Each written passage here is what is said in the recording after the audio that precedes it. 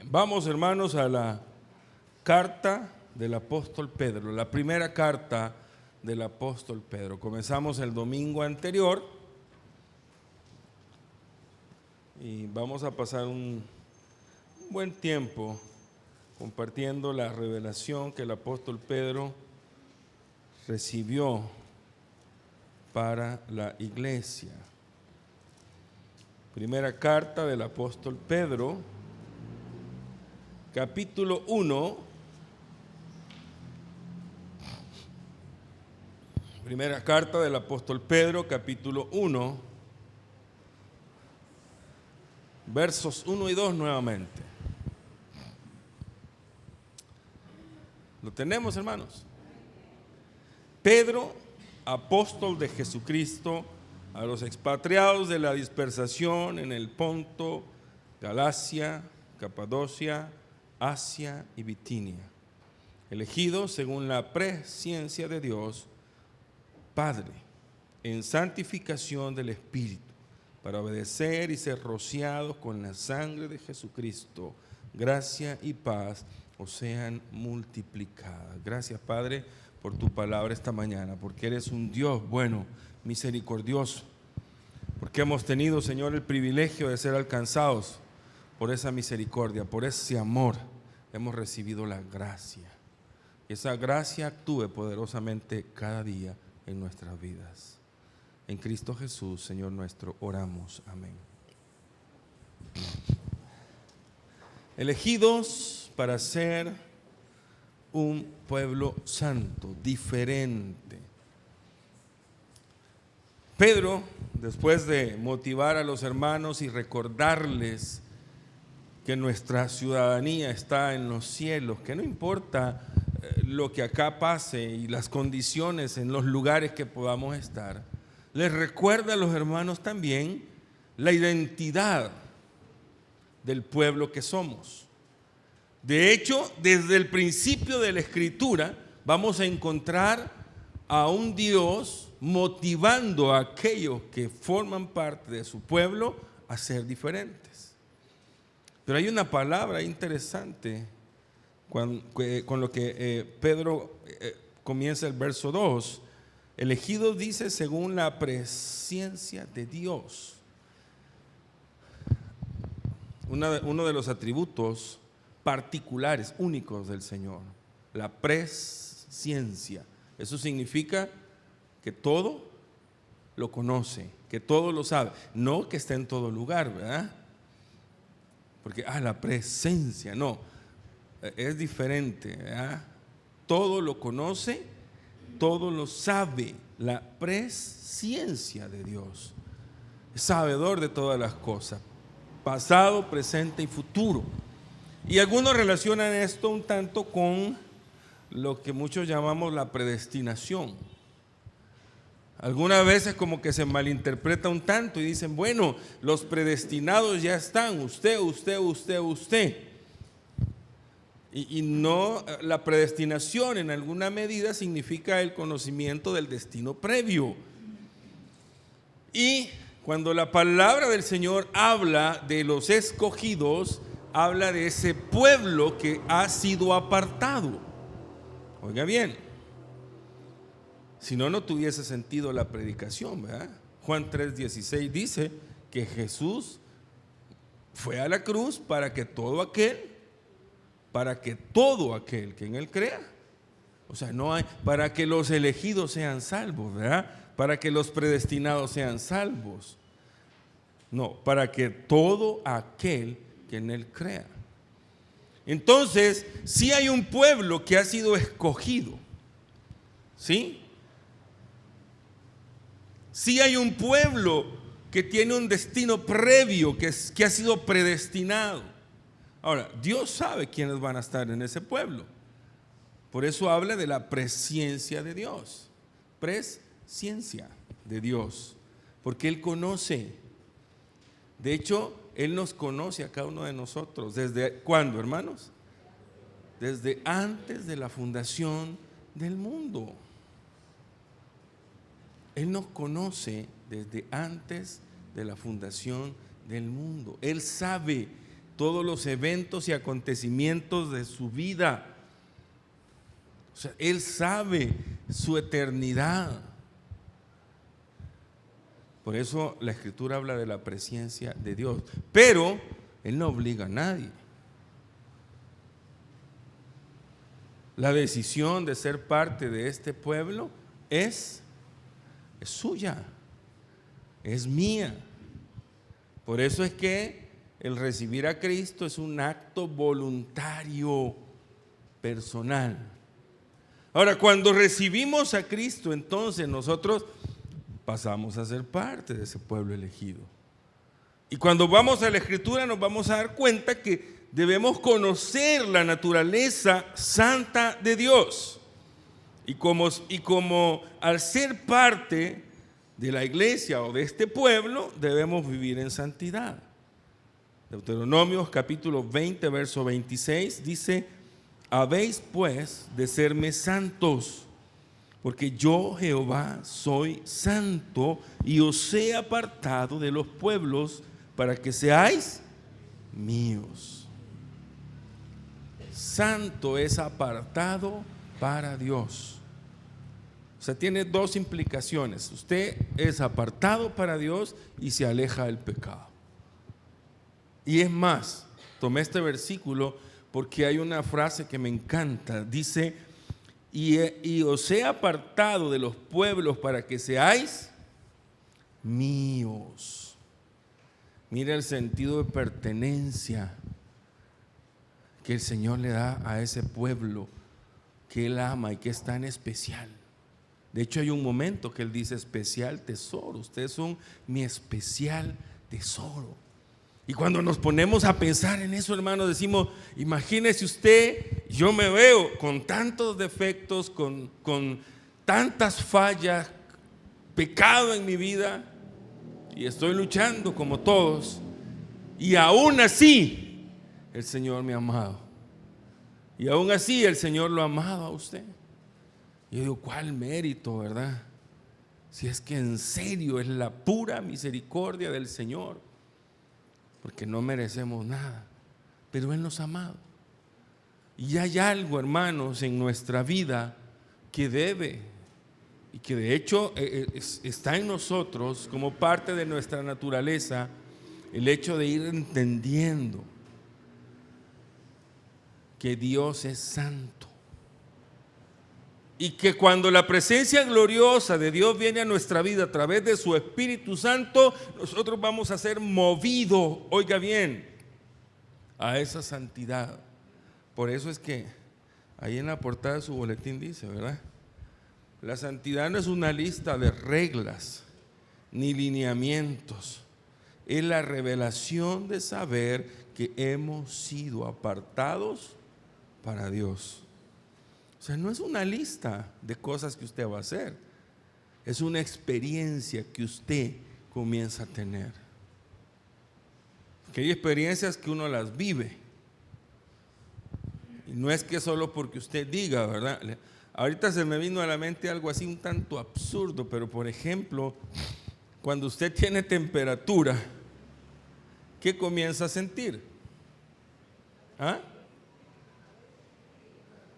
Frío, le duele el cuerpo, siente dolor de cabeza. Entonces usted está teniendo una maravillosa experiencia de calentura, ¿verdad?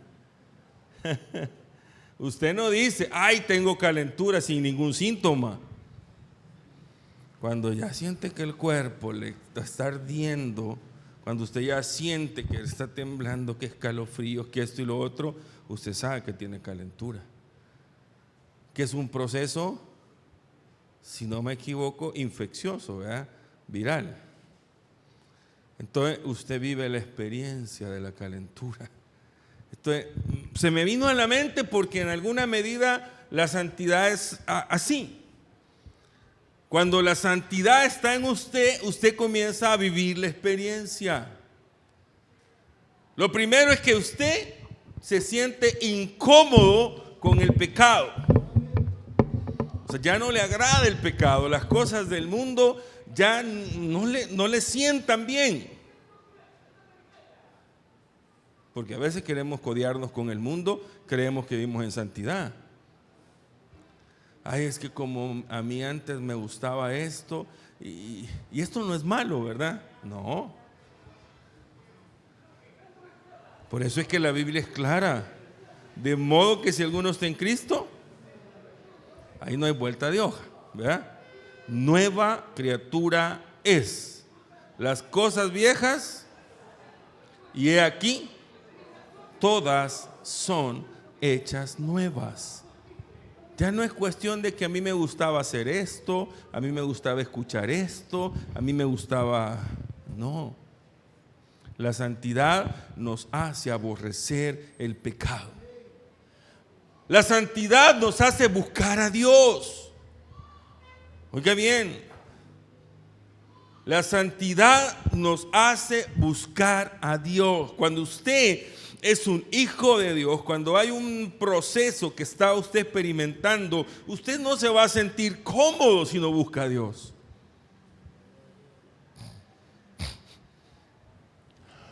Usted se ha fijado que cuando usted derrama agua, el agua siempre busca la parte más baja, ¿verdad? El agua siempre busca por dónde salir. ¿Sí? O sea, el agua no cae y se queda ahí.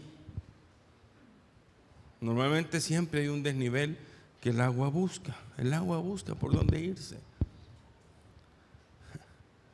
Las corrientes, ¿verdad?, que hay en nosotros de agua viva siempre nos van a llevar hacia Dios.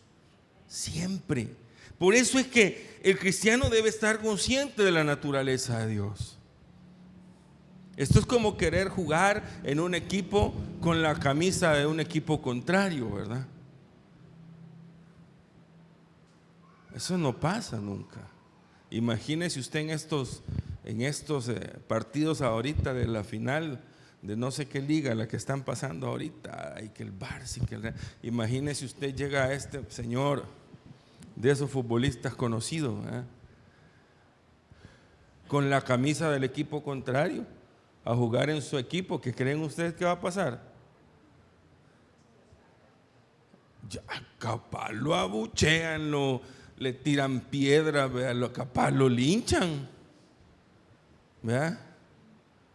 Capaz lo linchan, ¿verdad? Ya imagínese a este señor Messi llegando con la camisa del Real Madrid a jugar. Lo linchan los de allá y se linchan los de aquí, ¿verdad?, que son fanáticos, ¿verdad? O sea, no podemos jugar en el equipo de Dios si no tenemos la camiseta de la santidad. Queremos andar con la del mundo. Eso no se puede. Por eso es que tenemos que estar conscientes de la naturaleza de Dios. Deuteronomios capítulo 7, verso 6. Porque tú eres pueblo santo para Jehová tu Dios. Jehová tu Dios te ha escogido para hacerle un pueblo especial, más que todos los pueblos que están sobre la tierra. Y no es que Dios esté haciendo acepción de personas, no. Aunque este versículo literalmente es para el pueblo de Israel, tiene una aplicación simbólica para aquellos que luego formamos parte del Israel espiritual o del pueblo de Dios. Él nos ha llamado para algo especial, nos ha llamado para ser diferentes, nos ha llamado para ser luz, nos ha llamado para que otros puedan ver en nosotros el reflejo de Cristo. Para eso nos ha llamado. Para que seamos luminarias en medio de una generación, dice, perdida, ¿verdad?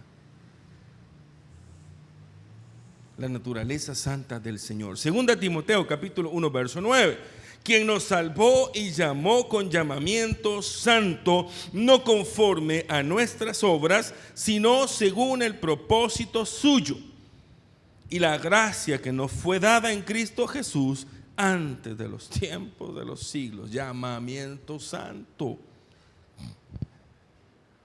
Es curioso porque cuando alguien va a ser contratado para un puesto de trabajo, le piden el currículum, ¿verdad? ¿Con qué intención? ¿Ah? En parte para ver la experiencia, para ver su capacidad,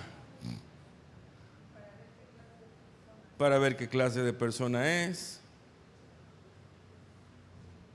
¿Para qué más? Para ver si está calificado, para ver si llena los requisitos. Así funciona el sistema del mundo, ¿ya? Y si aplica, entra, ¿ya? Así funciona el sistema del mundo. El de Dios es diferente.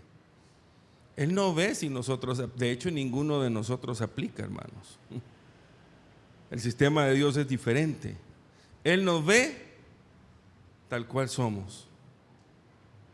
Si no tenemos capacidad, pero venimos a Él, Él nos capacita.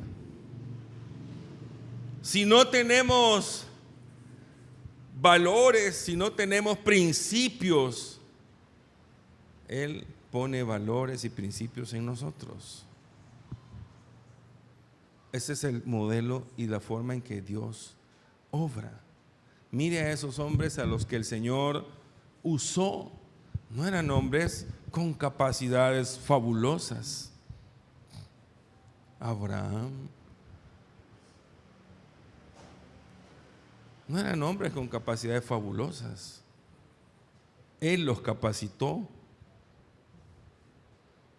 Pedro, Pablo, Él los capacitó. Él hizo de ellos algo nuevo. ¿Verdad?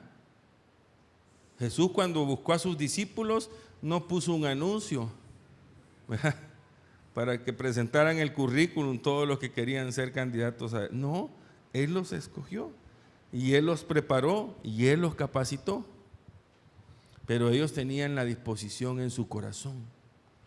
Hermanos, cuando nosotros recibimos al Señor como nuestro Salvador, como nuestro Señor, una de las cosas que va a haber en nuestro corazón es disponibilidad. Y empezamos a entender que para nosotros es importante dejar que Dios trabaje. Y todo se lo voy a encerrar en una frase que me encanta del apóstol Pablo en Gálatas capítulo 2, verso 20. Porque ya no vivo yo, mas Cristo vive en mí. Y lo que ahora vivo en la carne, o sea, lo que hago, lo que es visible, lo vivo en la fe del Hijo de Dios. Ya conoce usted el resto del versículo, ¿verdad?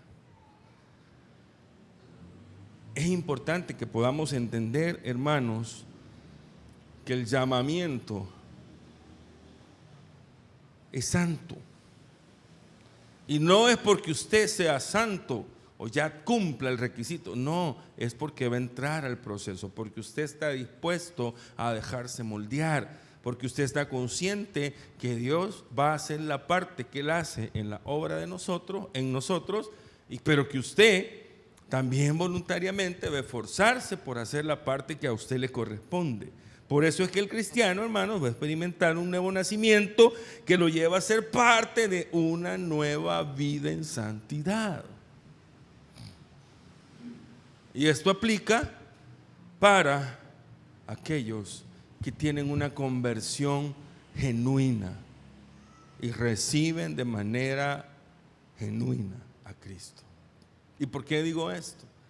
Porque hay mucha gente en las congregaciones que no han tenido una conversión genuina. O sea, que no han entregado realmente su corazón al Señor y por eso están ahí, les gusta estar ahí, pero no cambian. Pública o secretamente, no cambian. Conocen la Escritura, pero no la viven. Conocen los mandamientos, pero no los cumplen.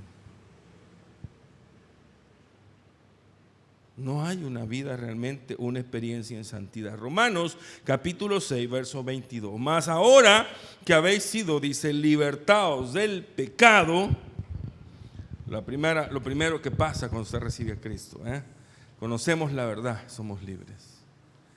Hechos siervos de Dios, porque usted se alista para servir, no crea que va a estar sin hacer nada. O sea, si no siente motivación para hacer nada, preocúpese, va.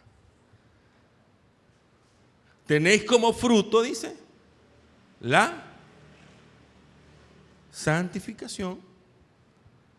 O sea, ese es el resultado. O sea, es inevitable.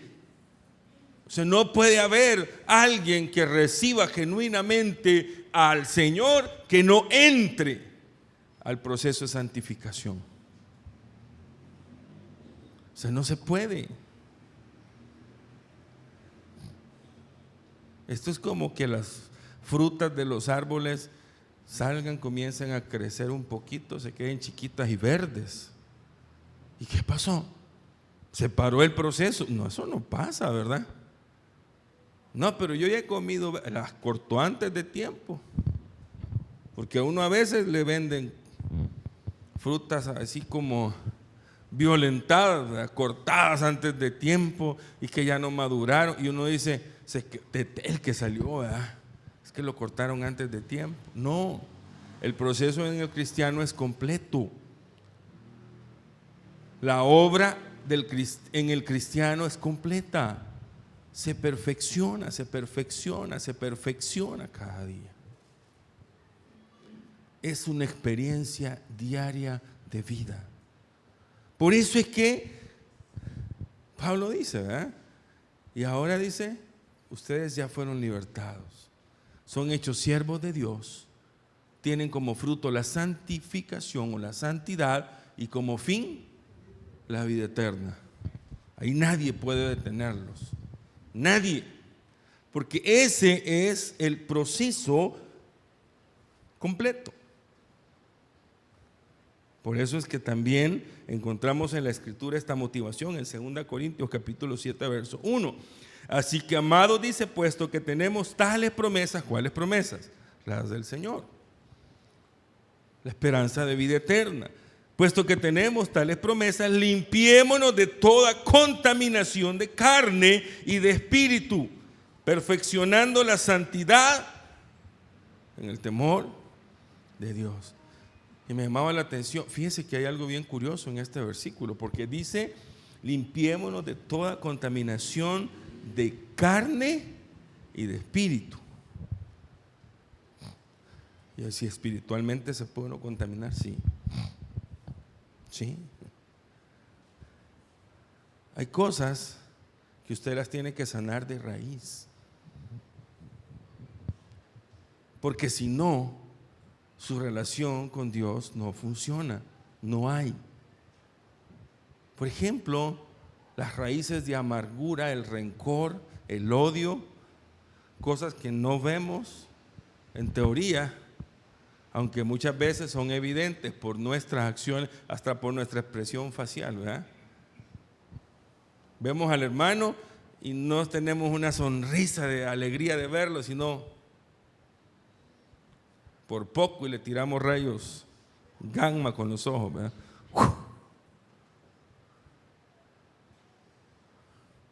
Y vamos a la iglesia y cantamos.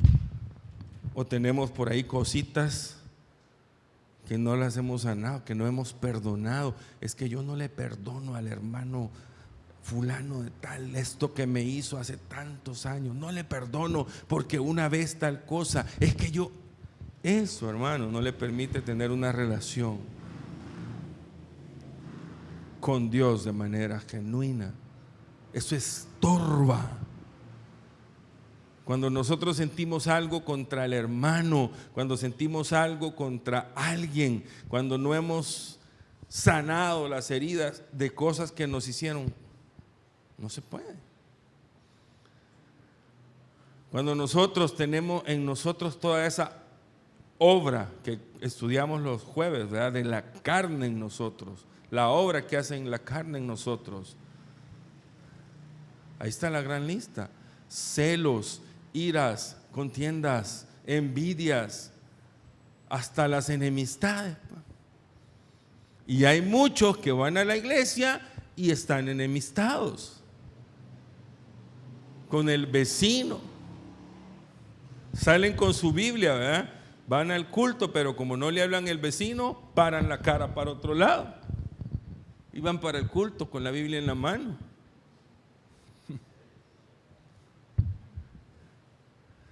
Y aún más triste, a veces en las mismas congregaciones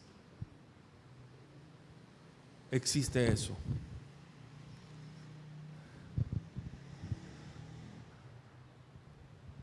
No funciona, hermanos. Porque la santidad es parte de la naturaleza. Y cuando usted realmente es parte, oiga bien, de la naturaleza en santidad, usted no se va a sentir cómodo teniendo algo contra alguien. Por el contrario, si la santidad está obrando en usted, usted es movido a arreglar las cosas. Si la santidad está obrando en usted, a usted se le olvida si lo han ofendido, si le han hecho algo, uno ni se acuerda uno, si esas cosas no son para andarlas guardando como, no, pero la santidad es la que obra en usted. La santidad es la que le permite a usted no sentirse cómodo con el mundo.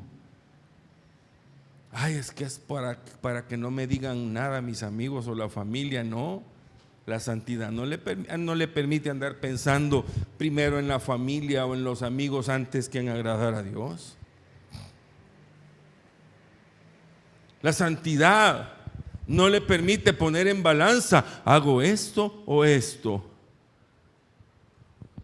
La santidad siempre lo va a mover a agradar al Señor y a quitar de usted todo aquello que no es agradable. No es negociable, no es si usted quiere. Y más, al final usted no puede decir ni tan siquiera que no puede. Porque esa es la justificación de muchos, ¿verdad? Es que no puedo. Y entonces, ¿dónde está el poder de Dios en usted? 3 versículos. Primero dice la Escritura: hemos recibido un espíritu de poder, de amor y de dominio propio. Ay, pero es que el mío es chiquitito, un espiritito, ¿verdad? No. Mayor es el que está en nosotros, o sea, es grande. ¿Ya? Todo, oiga bien, lo podemos en Cristo, quien es el que nos da fuerza. ¿Por qué? Porque es en nuestra debilidad, porque es en nuestro momento donde es más tremendo, donde el poder de Dios se perfecciona. Si es que el poder de Dios está en usted y está en mí. Si no, pues cedemos a la debilidad de la tentación, sea cual sea. La tentación no solo son situaciones de carácter sexual, ¿verdad? No. Usted puede verse tentado a pensar mal, a desear mal, a agarrar algo que no es suyo. O sea, ahí está la tentación. Así funciona la tentación.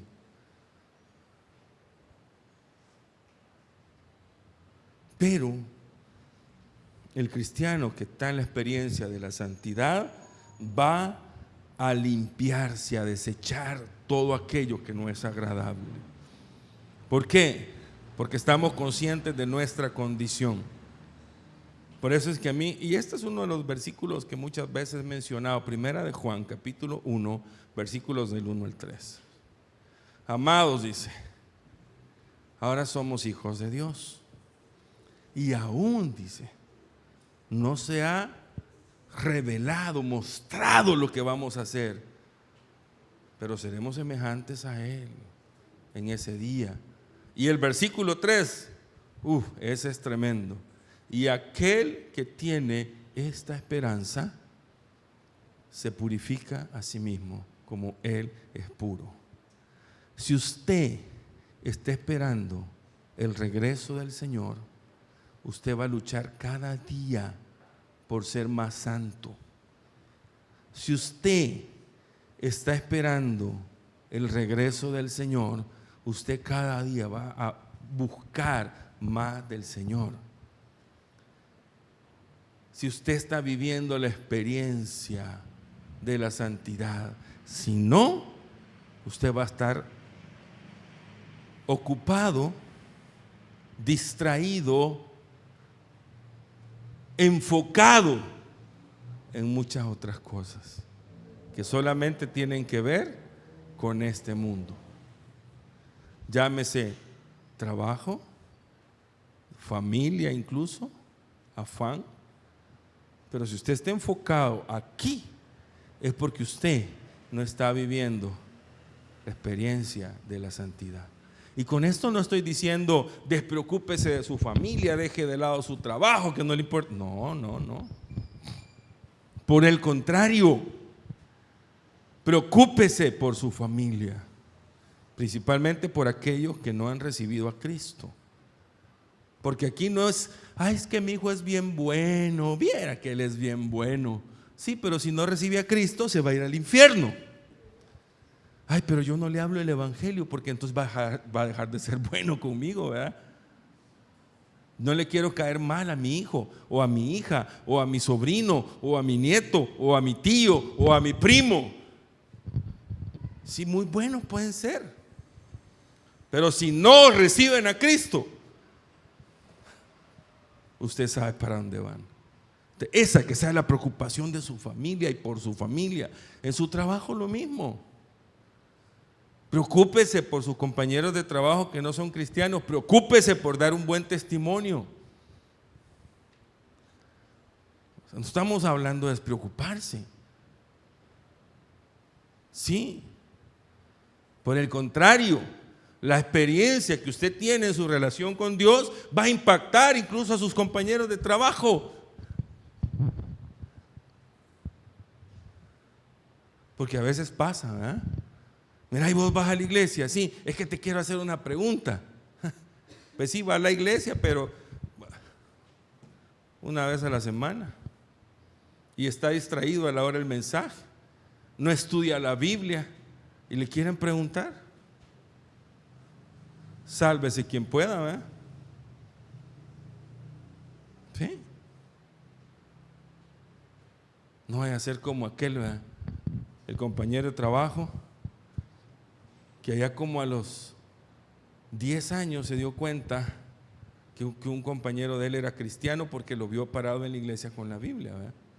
Mira, le dijo, ¿y qué vos sos cristiano? Le dijo, ayer pasé por la Bautista, le dijo, y te vi que ibas saliendo con la Biblia y no me habías contado, ¿verdad? ¿Y que hace poco estás yendo? No, ya tengo 10 años de estar yendo ahí. No, pero yo no dije esta Bautista, ¿verdad? Bautista hay un montón. Pero así pasó, hermanos. En serio, así pasó. 10 años de estar a la par y le dice, y yo no sabía que eras cristiano. Como sos bien pícaro, bien mal hablado, ¿eh? Bien malintencionado. No, hermanos, preocupémonos por evidenciar la santidad. Porque entonces usted va a impactar a su familia.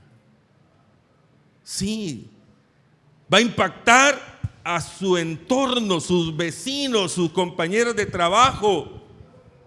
Va a ser parte de la edificación de la iglesia. Qué bueno cuando nuestro testimonio edifica la iglesia. Porque el testimonio nos lleva a la santidad y a la armonía.